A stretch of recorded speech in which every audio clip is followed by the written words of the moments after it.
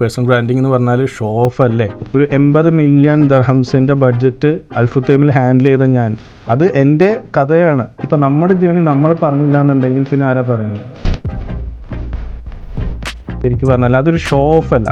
നമ്മുടെ പാഷൻ നമ്മൾ മറ്റുള്ളവരിലേക്ക് എത്തിക്കുകയാണ്. എന്തിലൂടെയൊക്കെയാണ് നമ്മൾ കടന്നു പോയിട്ടുള്ളത്, നമ്മൾ ഇഷ്ടപ്പെടുന്ന കാര്യങ്ങൾ എന്തൊക്കെയാണ്. അപ്പോൾ ആ ഒരു ജേണി നമ്മൾ റോ ആയിട്ട് തന്നെ ആളുകളിലേക്ക് എത്തിക്കുക. ഞാൻ ടീച്ചിങ് വളരെ ഇഷ്ടപ്പെടുന്ന ഒരാളാണ്. അപ്പോൾ എൻ്റെ പാഷനാണ് പഠിപ്പിക്കുക എന്നുള്ളത്. അതും കൂടി ഇതിലൂടെ ചെയ്യുമ്പോൾ നമുക്ക് ഒരിക്കലും ബോറിംഗ് ആവുന്നില്ല. നമ്മൾ ഒതൻറ്റിക് ആയിട്ടുള്ള നമ്മുടെ ലൈഫ് ജേണിയാണ് നമ്മൾ പറയുന്നത്. എല്ലാവർക്കും ഈ പറഞ്ഞ പോലെ തന്നെ നമ്മുടെ ഫിംഗർ പ്രിൻറ്റ് യൂണീക്കാണെന്ന് പറയുന്ന പോലെ തന്നെ നമ്മുടെ ജേണി വളരെ യൂണീക്കാണ്.